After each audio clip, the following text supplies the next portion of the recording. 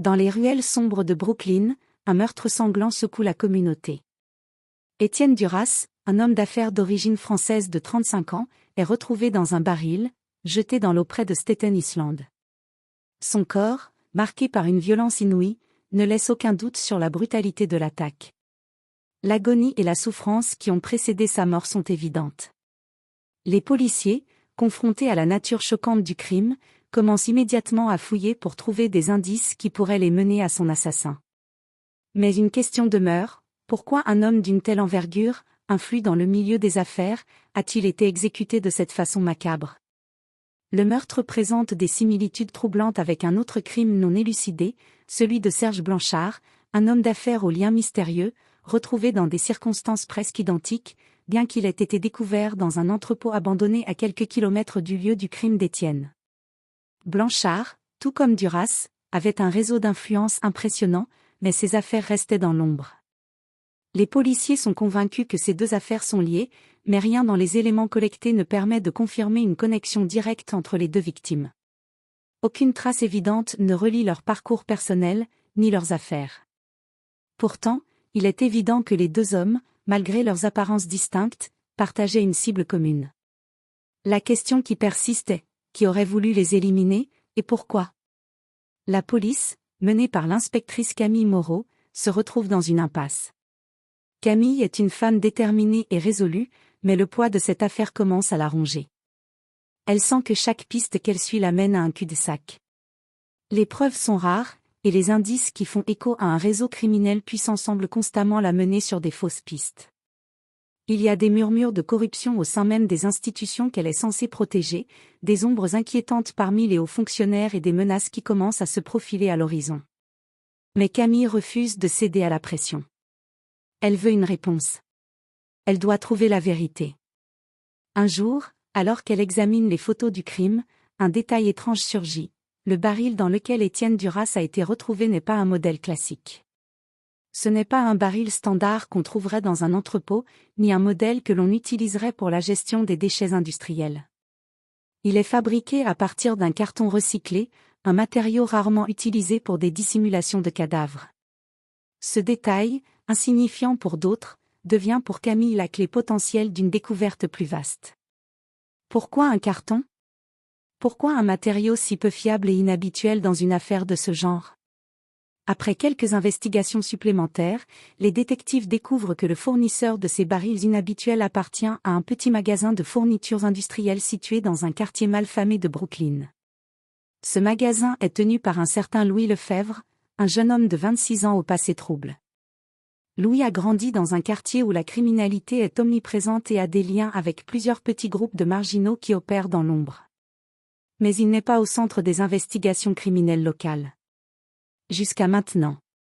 Louis, originaire de Brooklyn, est bien connu des autorités locales pour des affaires de petite criminalité. Il a traîné dans des milieux peu recommandables, des escroqueries de bas étage au petit trafic, mais jusqu'à présent, rien qui puisse le relier à des crimes aussi graves que des meurtres. Ce qui intrigue toutefois le plus la police, c'est son lien avec Sophie, la femme d'Étienne Duras. Leur relation, bien que discrète, a attiré l'attention de plusieurs témoins. Des rumeurs circulent dans les rues animées de Brooklyn, où Louis et Sophie ont été vus ensemble à plusieurs reprises dans des endroits discrets de la ville, restaurants isolés, petites ruelles sombres, et même, selon certains rapports, dans des hôtels de luxe où ils semblaient échanger des gestes d'intimité loin des regards indiscrets. Les témoins rapportent même les voir s'embrasser dans les rues, ce qui serait loin d'être un geste anodin dans le quartier. La nature de leur relation semble être bien plus que celle d'un simple flirt passager. D'après ce que l'on sait, Sophie et Louis entretenaient une liaison secrète, mais pas nécessairement discrète. Étienne, de son côté, est réputé pour être un homme autoritaire et possessif, un mari qui négligeait profondément sa femme, absorbé par ses affaires et ses préoccupations personnelles. Plusieurs sources confirment que Sophie, belle et fatale, s'était lentement désintéressée de lui, cherchant ailleurs ce qui lui manquait dans son mariage, l'affection, la passion, et sans doute aussi l'excitation de la rébellion. La liaison avec Louis ne faisait pas grand-chose pour apaiser la situation, mais elle semblait être un moyen pour Sophie de récupérer un certain contrôle sur sa vie. Lors du premier interrogatoire, Louis nie toute implication dans le meurtre. Il maintient une attitude calme et détachée, presque trop calme.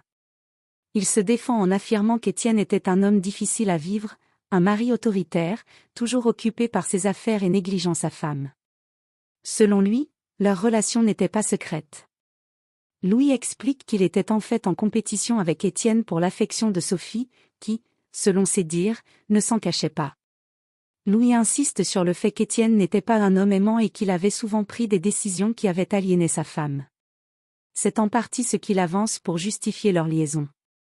Il décrit Sophie comme une femme fatale, mais aussi une femme brisée, à la recherche de quelque chose que son mari ne pouvait ou ne voulait pas lui offrir. Cependant, un coup de fil que Sophie a passé à Louis le soir du meurtre change la donne.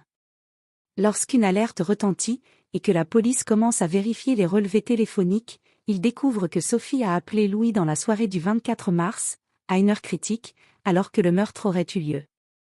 Le timing précis du coup de téléphone est en totale contradiction avec les affirmations de Louis. Ce coup de téléphone, vérifié grâce aux preuves électroniques, devient un élément décisif dans l'enquête. Lorsque Louis est confronté aux nouvelles informations, il finit par craquer sous la pression. Son visage, habituellement implacable, se tord de douleur et de confusion. Les policiers, qu'il avait jusque-là vu se défendre avec une confiance froide, assistent à son effondrement. Il admet enfin qu'il était bien chez Sophie le soir du meurtre, mais il maintient, avec insistance, qu'il n'a pas tué Étienne. Il affirme que tout ce qu'il a fait, c'était de répondre à un appel de détresse de Sophie, une femme qu'il croyait aimer, mais dont l'implication dans le meurtre l'effraie maintenant profondément. D'après lui, Sophie était dans un état de panique totale. Elle lui a expliqué que, ce soir-là, son mari, furieux de découvrir sa liaison, était devenu hors de lui. Étienne, un homme colérique et possessif, avait eu une réaction violente, frappant Sophie à plusieurs reprises, la menaçant de tout lui prendre, sa maison, ses biens, sa réputation. Le regard de Louis se trouble lorsqu'il parle de ces moments. Il admet que Sophie lui avait décrit le regard de haine et de rage d'Étienne, comme un homme prêt à détruire tout ce qu'elle avait de cher. Sophie, brisée par des années de négligence et de violence physique et émotionnelle, ne supportait plus la situation. Dans un accès de désespoir et de terreur, elle aurait pris la décision fatidique, tuer Étienne avant qu'il ne la réduise en miettes. Louis explique que c'est Sophie qui a tiré la première balle. Un éclat de peur dans ses yeux raconte l'ampleur de ce qu'il évoque. Il décrit le moment comme un instant figé dans le temps, Sophie, tremblante mais déterminée, ayant pris l'arme dans un éclat de désespoir, et tirant sur Étienne, qui s'était approché d'elle dans un ultime accès de colère. Il raconte que Sophie était sous le choc, presque inconsciente de ce qu'elle venait de faire.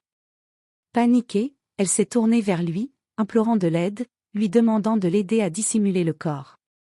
Louis, pris au piège à la fois par ses sentiments pour Sophie et par la peur des représailles d'un crime si grave, a accepté de l'aider. Ils ont placé le cadavre d'Étienne dans un baril que Louis avait acheté le lendemain matin, un baril qui, selon ses dires, n'avait rien de particulier à première vue, mais qui était suffisamment grand pour dissimuler un corps de taille moyenne. Ensuite, ils ont jeté le cadavre dans l'eau, espérant que la mer engloutirait le corps sans laisser de traces. Le plan, selon Louis, était de faire en sorte que le corps soit noyé, dans l'espoir que l'eau effacerait toute preuve du crime, et qu'aucun lien ne pourrait être fait entre Étienne et sa disparition. Il décrit la scène avec une étrangeté, comme s'il revivait les derniers instants du meurtre, ses gestes remplis de culpabilité et d'angoisse. Mais l'histoire ne s'arrête pas là. Malgré ses aveux, les enquêteurs, menés par l'inspectrice Camille Moreau, savent que de nombreux éléments restent flous, et qu'il faut creuser plus profondément. Ils poursuivent leur investigation, interrogeant des témoins supplémentaires et recueillant des preuves qui mettent en lumière des éléments troublants. Plusieurs voisins de la rue d'Étienne témoignent avoir vu Louis sortir de la maison d'Étienne aux alentours de 22h30, après l'heure présumée du crime. Il est un visage familier dans le quartier, et plusieurs d'entre eux confirment qu'il avait l'air nerveux, regardant autour de lui comme s'il craignait d'être vu. Son comportement, pourtant habituellement discret, était en contradiction avec son apparence habituelle. Un autre témoin vient brouiller davantage l'histoire. Cette fois, il s'agit d'un homme âgé, un habitué du parc de Brooklyn, qui affirme avoir vu Sophie le 25 mars, le jour où le corps d'Étienne a été jeté à la mer. Selon lui, Sophie était en compagnie d'un autre homme, un inconnu qu'il n'avait jamais vu dans le quartier, mais qui semblait familier avec elle. Ils s'étaient promenés ensemble dans le parc, marchant côte à côte et discutant à voix basse. Le témoin ne pouvait pas entendre les mots, mais il se souvient très bien de l'homme qui accompagnait Sophie, un individu à l'allure élégante mais étrange, qui semblait jouer un rôle de protecteur auprès d'elle. Les pièces du puzzle commencent lentement à se mettre en place. En fouillant la maison de Sophie, les policiers, animés par un pressentiment de plus en plus lourd, trouvent enfin un indice décisif, une arme à feu, dissimulée sous son lit, soigneusement enveloppée dans un tissu sombre. Mais ce n'est pas tout. Sur la crosse de l'arme, des traces de sang sont clairement visibles, un détail qui ne laisse place à aucune ambiguïté. Ces traces de sang, bien que partiellement effacées, correspondent parfaitement au test ADN effectué sur le corps d'Étienne. Il est désormais certain que Sophie a bien utilisé cette arme pour abattre son mari. Ce découvert devient le coup de grâce pour Sophie, la pièce manquante qui met fin à toutes ses prétentions d'innocence. Lors d'un nouveau face-à-face tendu avec les enquêteurs, Louis et Sophie sont confrontés à ces nouvelles preuves accablantes. Leurs histoires, jusqu'alors partiellement en cohérence, commencent à se fissurer sous la pression. Les enquêteurs, déterminés à découvrir la vérité, jouent leurs cartes avec précision. C'est à ce moment-là que la vérité éclate au grand jour. En toute impunité, Sophie avoue. Elle avait manipulé Louis, l'avait poussé à commettre l'irréparable, lui faisant croire qu'il n'y avait qu'une seule façon de garder son train de vie luxueux et de protéger ses enfants, se débarrasser définitivement de son mari.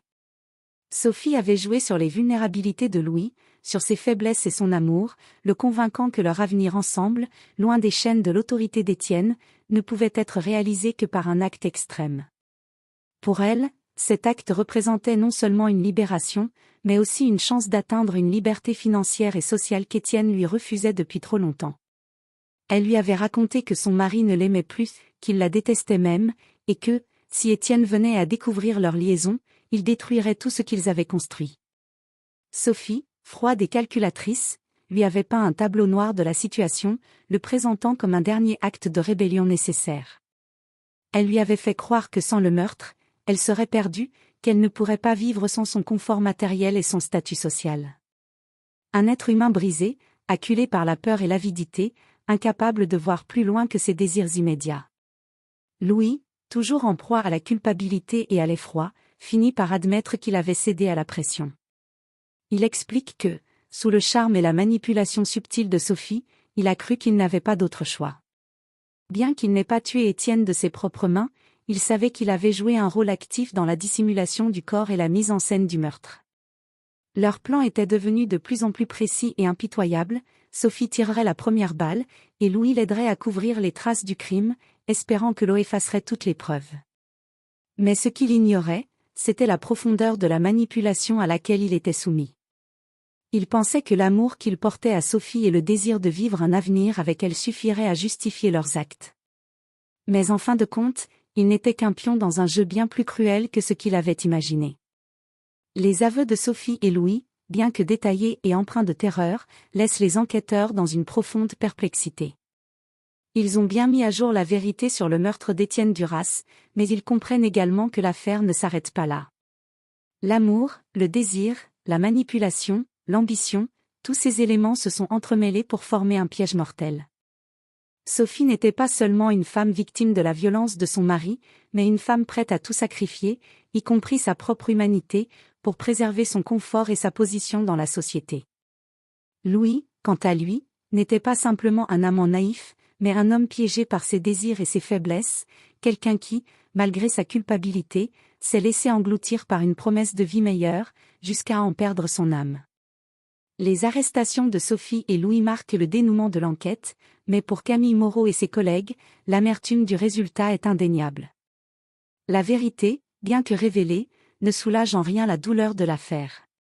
Il est difficile de voir en Sophie la simple victime d'un mariage toxique et viol, tout comme il est dur de considérer Louis comme un homme pris dans une spirale de manipulation. Au contraire, ce qu'ils ont découvert est un abîme de mensonges et de trahison, où chacun a sacrifié ses principes et ses valeurs, et où, finalement, personne n'a gagné. Les conséquences de leur acte se révéleront être bien plus lourdes que ce qu'ils pensaient pouvoir supporter. Sophie, bien qu'elle ait obtenu la liberté qu'elle désirait, se retrouvera seule, détestée et incomprise, perdant à jamais son statut social et son image de femme parfaite.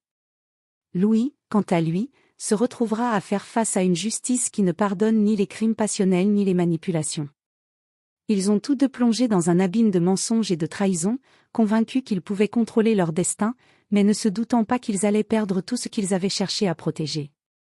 En fin de compte, l'enquête ne révèle pas seulement un meurtre, mais une vérité beaucoup plus amère et dérangeante, l'histoire de deux individus, prêts à tout sacrifier, dont les désirs et les faiblesses les ont conduits à la ruine, à un point de non-retour où il n'est plus question de rédemption, mais seulement de conséquences. Et au-delà des arrestations, c'est une vie brisée, une famille dévastée, et un héritage irréparable qui restera à jamais marqué par le sang d'un homme, victime d'une trahison amère, et d'une femme, prête à tout pour préserver une illusion.